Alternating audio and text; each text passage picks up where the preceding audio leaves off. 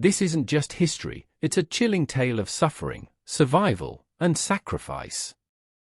Known as the infamous Death Railway, every mile of track laid was paid for in blood, sweat, and countless lives.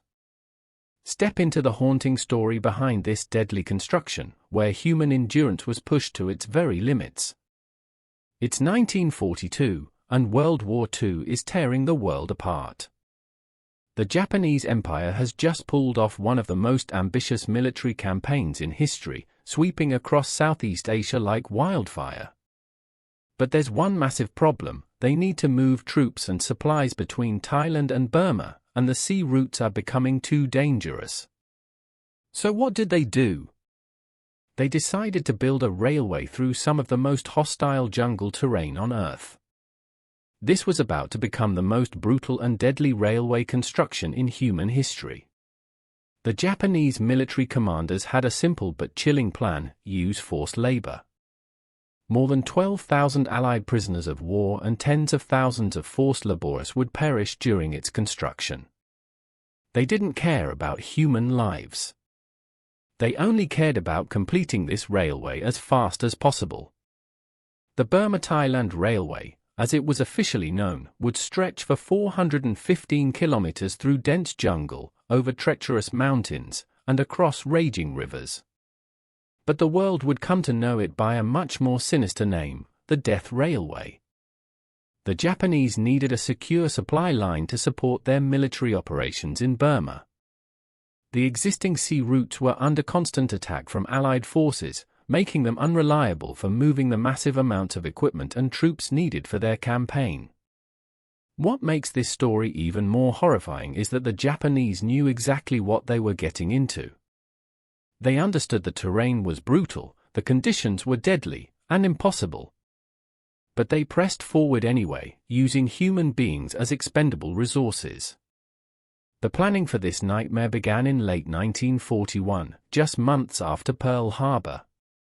Japanese engineers surveyed the route and quickly realized the enormous challenges ahead. Dense tropical forests, malaria-infested swamps, towering mountain ranges, and unpredictable monsoon seasons would make construction incredibly difficult even under normal circumstances. But the Japanese were at war, resources were limited, and time was running out.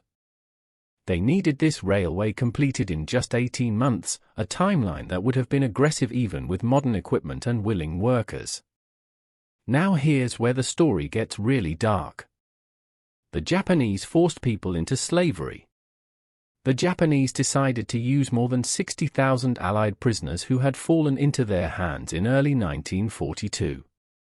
These were British, Australian, Dutch, American, and Canadian troops who had been captured during the fall of Singapore and other military disasters found themselves facing a fate worse than death.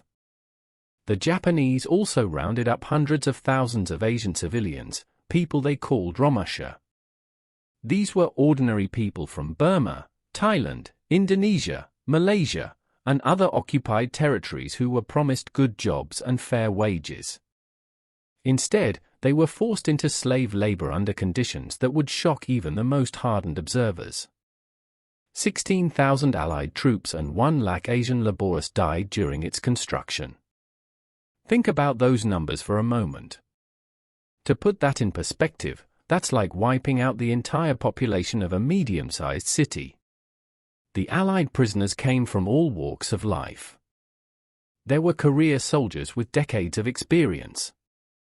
There were officers who had led men into battle, and ordinary enlisted men who just wanted to do their duty and go home.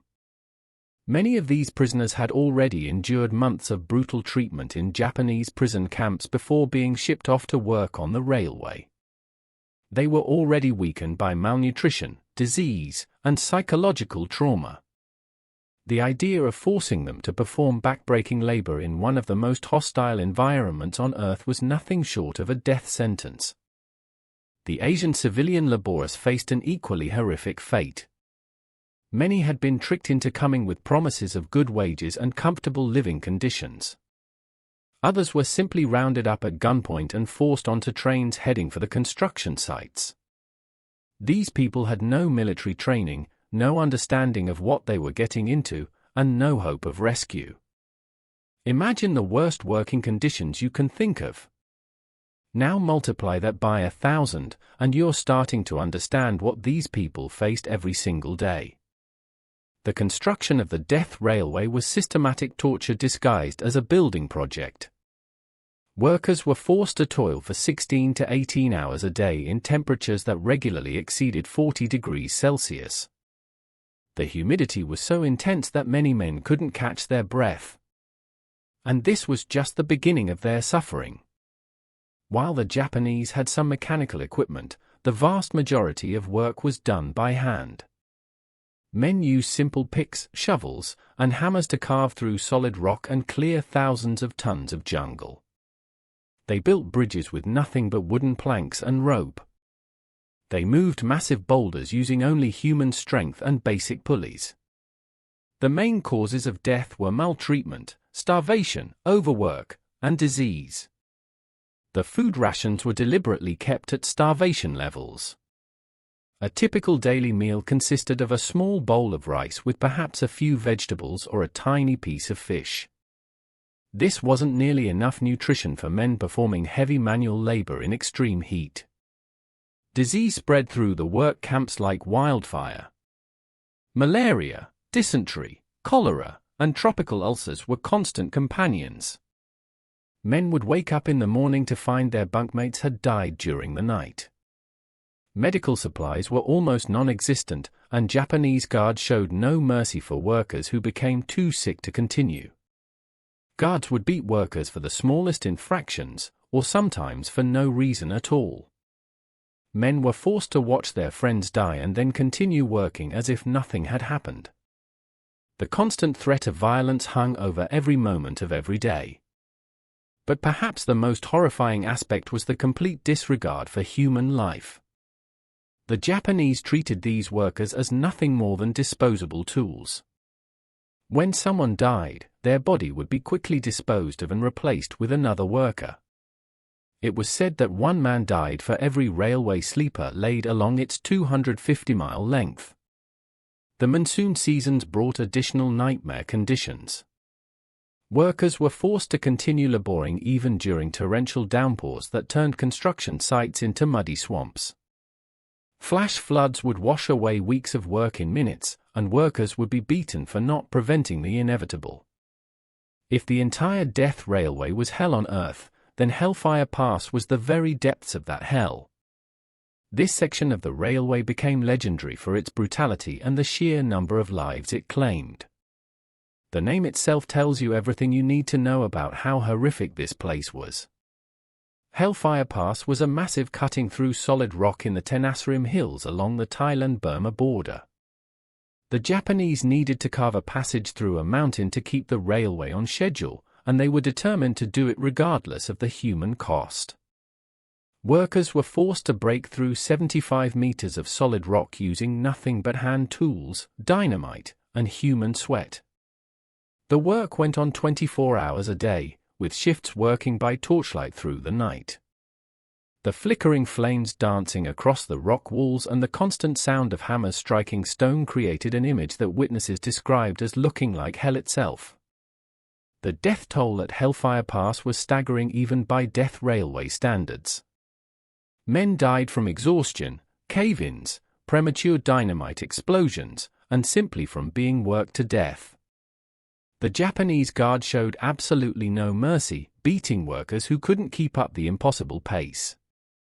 Unlike other sections of the railway where death often came from disease or accidents, at Hellfire Pass, men knew they were being worked to death deliberately. The Japanese made no secret of their intention to push workers beyond human endurance.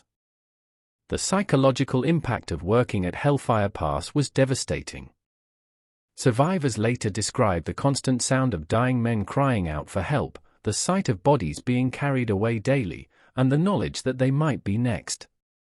Some men went insane from the stress and had to be restrained to prevent them from attacking the guards, a move that would have meant instant death. The irony of Hellfire Pass is that despite all the suffering and death, the section was ultimately abandoned after the war. The railway fell into disrepair, and nature began to reclaim what had cost so many lives to build. Today, visitors can walk through the cutting and see memorials to the men who died there, but the railway tracks themselves are long gone.